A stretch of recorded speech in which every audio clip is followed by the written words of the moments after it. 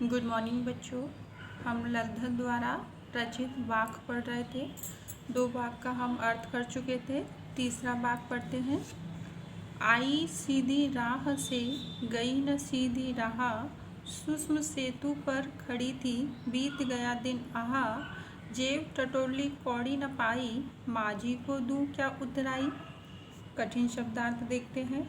राह यानी रास्ता, सूक्ष्म यानी सुषुम्ना नाड़ी, सेतु यानी पुल, कौड़ी ना पाई यानी कोई लाभ नहीं हुआ, उतराई यानी नाविक को नदी पार करने की जो किराया होता है। इस वाक्य में कवियत्री ने गुरु की महिमा का उल्लेख कर यह चिंतन व्यक्त किया है कि भवसागर को पार करने में सत्कर्म ही सहायक होते हैं। अर्थ देखते हैं। आई सीधी राह से गई न सीधी राह। कवियत्री ललधर कहती हैं कि वह इस संसार में परमात्मा की प्राप्ति के लिए सीधी राह से आई थी, परंतु जीवन में उस सीधी राह पर चल न सकी, क्योंकि जब उनका जन्म हुआ था तो उनके मन में कोई भी कपट, छल, द्वेष, ईर्ष्या नहीं थी, और जब उन्होंने बड़े होकर सांसारिक जीवन में प्रवेश किया तो उनके मन में इन सारी बुराइयों ने घर कर लिया। सूक्ष्म सेतु पर खड़ी थी बीत गया दिन आहा। सूक्ष्म सेतु यानी एक सुषुम्ना नाड़ी होती है, जो हठ योग साधना में 3 नाड़ियों को हमें जगाना पड़ता है। उनमें से एक नाड़ी सुषुम्ना नाड़ी भी कहलाती है, जो नासिका के मध्य भाग से कुछ ऊपर नेत्रों और कपाल के मध्य बिंदु पर स्थित रहती है। उसी की साधना करने से हठ योगी कुंडलिनी को जागृत करने के लिए हमें अनेक योग क्रियाएं करनी पड़ती है। अब कवियत्री कह रही है, सूक्ष्म सेतु पर खड़ी थी। उसने हठ योग का सहारा लेकर गलत राह का चयन करा और वह जीवन भर उस सुषुम्ना नाड़ी को साधने का प्रयास करती रही।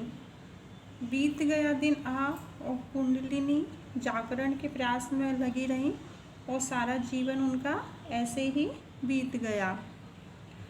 जेब टटोली कौड़ी न पाई, और जीवन यात्रा के अंत में जब उन्होंने अपनी जेब टटोली तो उसमें कुछ भी नहीं पाया। अर्थात जीवन के अंतिम पड़ाव में जब उन्होंने अपने कर्मों का आकलन किया तो उन्होंने पाया कि उनके कर्म इतने अच्छे नहीं थे, उन्होंने इतने सत्कर्म नहीं किए। माझी को दूं क्या उतराई। अब उन्हें चिंता हो रही है कि संसार रूपी विशाल नदी को पार कराने वाले ईश्वर रूपी माझी को मैं क्या उतराई दूँ, और उन्हें मैं कहाँ से कुछ दे पाऊँगी। अर्थात अब उनके पास देने के लिए कुछ शेष नहीं रह गया, क्योंकि उसने ईश्वर भक्ति की ओर कोई ध्यान नहीं दिया। कवियत्री माझी के सामने क्यों परेशान है? क्योंकि